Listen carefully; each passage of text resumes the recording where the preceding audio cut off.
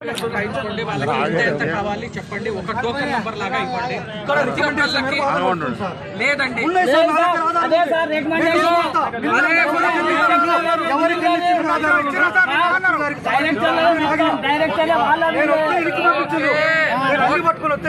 బాబు అరవద్దు నేను చెప్పేది విను ఇప్పుడు నేనేమంటున్నాను అంటే మీరున్న ప్రతి ఒక్కళ్ళది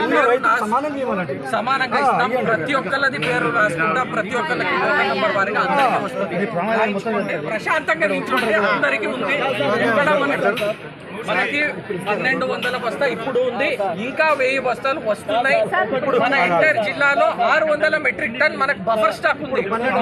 ఎందుకు మరి